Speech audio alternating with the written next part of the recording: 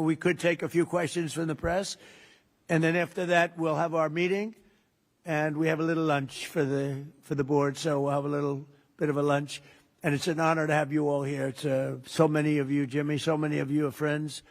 It's a great honor to have you here, and we're going to do a great job with the Trump Kennedy Center. Okay, yes, please, CNN.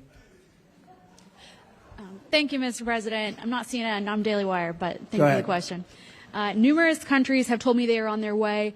Can you give us a hint what they are, what that entails, how soon they might be there? You mean who are the countries? Yes, sir. I'd rather not say yet, but we'll be announcing Marco Rubio and the various people that are doing that will be announcing.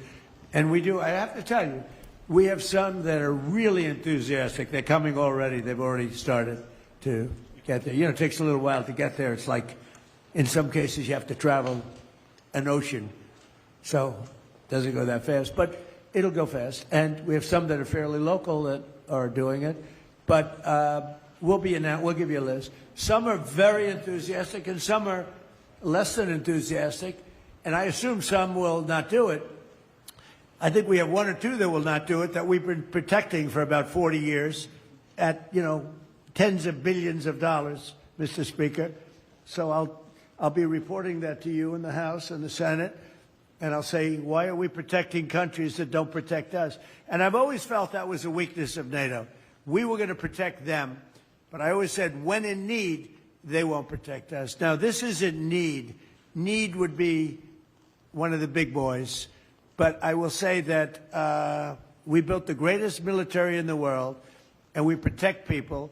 And if we need their mine boats, or if we need anything, any piece of apparatus that they may have because of a situation that they have, they should be jumping to help us, because we've helped them for years stay out of wars. Yeah, please. Thank you very much, Mr. President. Can you tell us if you have spoken with French President Macron about the coalition to reopen the Strait of Hormuz? Have you been speaking with the French President?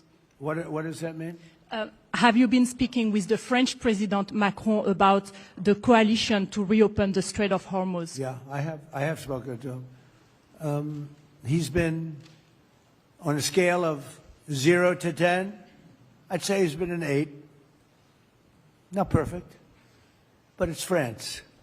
We don't expect perfect. Are you confident that France will help with the reopening of Strait of Hormuz? Yeah, I mean, sure. I think he's going to help. I mean, I'll let you know. I spoke to him yesterday. I don't do a hard sell on them, because my attitude is we don't need anybody. We're the strongest nation in the world. We have the strongest military by far in the world. We don't need them. But it's interesting. I'm almost doing it in some cases, not because we need them, but because I want to find out how they react.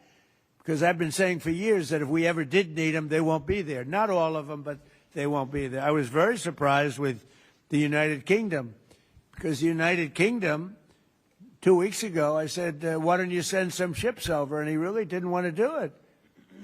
I said, you don't want to do it. We've been with you. You're our oldest ally. And we spend a lot of money on, NATO and all of these things to protect you. I mean, we're protecting them. We're working with them on Ukraine. Ukraine's thousands of miles away, separated by a vast ocean. We don't have to do that, but we did it. Well, Biden did it. I mean, I have to be honest with you. Biden got taken to the cleaners. But we worked with them in Ukraine. We don't need to work with them in Ukraine. And then they tell us that we have a mine ship around, and they don't want to do it. I think it's terrible. No, I was very surprised. I told him, we requested 2 aircraft carriers, which they had, and he didn't really want to do it. And then right after the war essentially ended, meaning they were obliterated, he said, I would like to send the aircraft carriers. I said, I don't need them after the war has ended and won. I need it before the war. So I was very upset not upset, I was not happy with the UK. I think they'll be involved, yeah, maybe. But they should be involved enthusiastically. We've been protecting these countries for years with NATO, because NATO is us. You can ask Putin. Putin fears us. He has no fear of Europe whatsoever. He fears the United States of America and the military that was built by me in the first term. Yeah. President, you mentioned the significant amount of oil that China derives from the Middle East. What is the status of your conversation with President Xi in terms of getting China to cooperate, in terms of making the Strait of Hormuz safe for those oil tankers? Yeah, so China is a great example. They get 91% of their oil from the Hormuz Straits, which we protected for years. And it always bothered me that we have these countries. Japan gets 95% of its from the Straits, the Hormuz Straits. And it always bothered me that we're protecting and we don't need them. We didn't need them before we started dig we must. Dig me must, that's the Trump policy of lots of oil. And we didn't use them very much. It used to be at 10%. Now it's at almost zero. We don't need, we don't need oil. We have all the oil we need for ourselves. It's one of the great assets that we have. We have more than double what anybody else in terms of oil production. We're at more than double any other country. So we don't need it, but we did it. It's almost, you could say we did it out of habit, which is not a good thing to do. But we did it because we have some good allies there. We have some great Middle Eastern countries there, Israel there. So we did it for a lot of reasons. But it always amazed me that we did it. We never asked for reimbursement. And it was really there to serve other countries, not us. And by the way, we have the Sugar King. The same story. Look at that. Alfie von Hool. Alfie, thank you both very much. Huh? That's Pepe here. Pepe. Hi, Pepe. How are you? How are you? Is Alfie in the backstage? Huh? Is he sitting back there waiting for you? No? You doing all right? Pepe is a great friend of all of ours, I think, in the room. Tremendous. And we appreciate you being here. Great to have you. Thank you. Mr. President, honored. That's great. Both of you. Thank you very much. So go ahead, please. Mr. President, you've said that Iran does want to make a deal. Now, into the third week of this bombing campaign, what would that deal look like? What are the asks that you're making of the government? They want to make a deal. They're talking to our people. I don't know if they say that to you. Maybe they do, maybe they don't. Don't forget, they are a country that for years, I didn't know this until recently, they're a country based on disinformation. And now they're using disinformation plus AI. And that's a terrible situation. That's a terrible situation.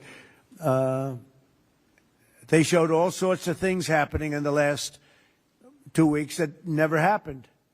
Between their kamikaze boats that don't exist, between blowing up the aircraft carrier, one of the great ships in the world, the Abraham Lincoln, on fire. They showed it on fire. I called the general. I said, General, what's with the Abraham Lincoln? It looks like it's burning down. No, it's not burning down. Not a bullet was ever fired at it, sir. They know better.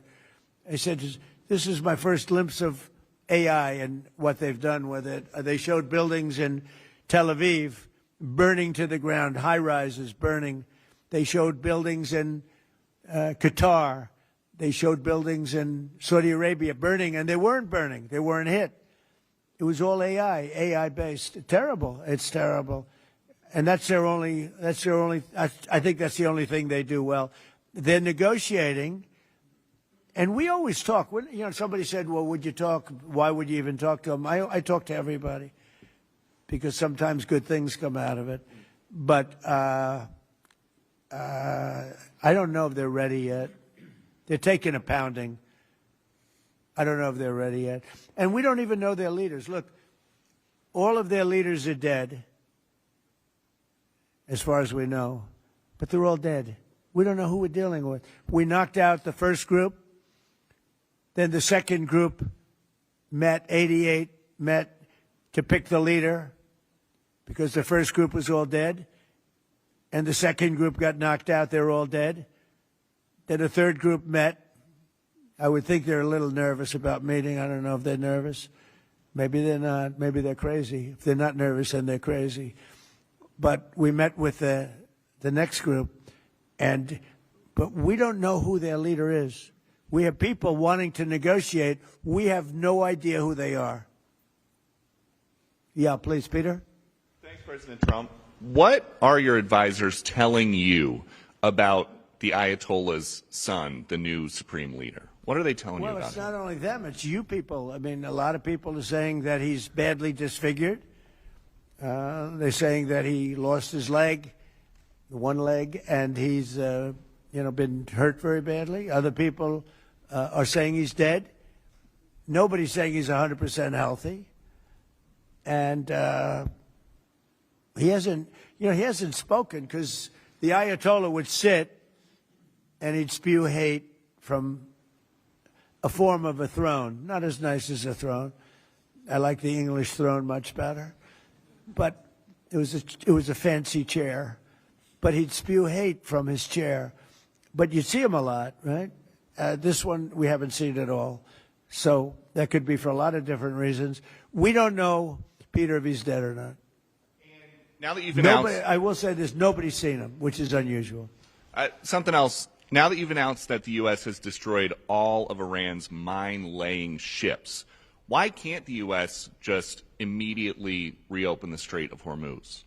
Well, we could, but it takes two to tango. We have to get people to take their billion-dollar ship and drive it up. If when Pepe has his big sugar ships coming around and they cost $1 billion, and we say, I think it's okay now, Pepe, take your ship, drive it through the Strait of Hormuz. He may say, let me wait a little while, because it takes ship owners, and these ships are very expensive.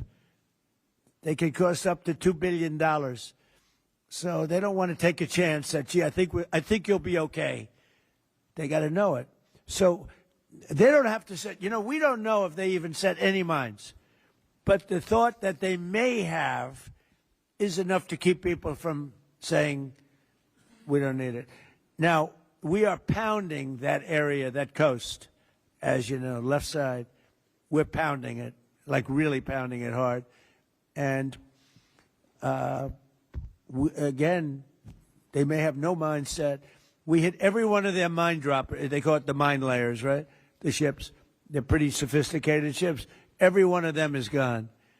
But it only takes one. So it's a little unfair. You win a war, but they have no right to be doing what they're doing. But we're hitting them very hard. And today is a big day where we're pounding a certain area that has very much to do with the Strait. And I think we'll get it going very soon. In addition, we do have other nations coming in. You need people to watch and people to see. We have other nations coming in. Yes, please. If the United States is working to secure the Strait of Hormuz for the benefit of other countries like China, and our allies aren't yet stepping up to your standard, is the United States getting back to being the world's policeman? Look, the United States should not be very much involved. They can on a certain basis. They've been doing it for a long time. But I've always said, if you look back years ago, I said, why aren't we being reimbursed? These are the richest countries in the world. Why aren't we being reimbursed for maintaining the Hormuz Strait? And why aren't we being reimbursed for that? I've said that for years. You can go back. They reported on it yesterday. I've been saying a lot of things about the Straits. Number one, I said it's the one advantage they have, but that's a suicidal advantage because they kill themselves more than they kill the rest of the world. And there are things you can do with time. There are other things you can do. But I think we're going to have the situation straightened out pretty quickly, and I think we're going to have some good help, and I think we're going to be disappointed in some nations too. And I'll let you know who those nations are. One of your advisors, David Sachs, said the other week that the U.S. should, quote, declare victory and get out of the Iran war. He also warned that if the conflict escalates, Israel may contemplate the use of a nuclear weapon. Has he shared that assessment with you? No, he hasn't. Israel wouldn't do that. Israel would never do that. And, there's a theory. You've pounded them to hell, and you could just leave now, and it'll take 10 years for them to build back not nearly what they have right now. And I guess that's another theory. But we want to have it ended so that another president doesn't have. Look, for 47 years, no president was willing to do what I'm doing, and they should have done it a long time ago. It would have been a lot easier. There's no president that wanted to do it, and yet every president knew. I've spoken to a certain president, who I like, actually, a past president, former president. He said, I wish I did it. I wish I did, but they didn't do it. I'm doing it. Yeah. I can't tell you that. I don't want to embarrass him. It would be very bad for his career, even though he's got no career left. Go ahead, please. You mentioned. How about the man right Thank you, sir. Mr. President, you mentioned that you're not entirely sure who you're dealing with, who the leadership is in Iran. Do you see a viable opposition movement still in that country following all of the protests that we had seen before the airstrikes and kind of an opposition movement that could become a viable leader in Iran? Well, the biggest problem, and, you know, we have brave people in this room, but the biggest problem that I see is that, you know, they put out a warning, and we have the warning. We get everything they get. And it said any protester that goes onto the street will be immediately shot and killed. This is a little tougher than the American way. This is not quite as tough as nobody can believe it. So I can't imagine. They don't have guns, and the other ones have guns, highly sophisticated machine guns and AK-47s and other kinds of guns. And they did that with the women. So the women had 250,000, even 500 people protesting a year ago. And they shot women right through the middle of the forehead with snipers. And they didn't have to do many. About 10 went down bleeding profusely. And 250 to 500,000 women went running in the other direction. Because they can be brave, but they're not stupid. And they have no gun, and you have snipers in buildings specifically for this reason. So a woman goes down falling, bleeding from the head, and it doesn't take long for that to spread. And when that spreads, that crowd dispenses. And nobody else has been able to do that to the extent that these people are violent. They killed a minimum 2 weeks ago, 32,000 people. So, and they put out actually a notice 2 days ago, if you protest, you will be shot and killed.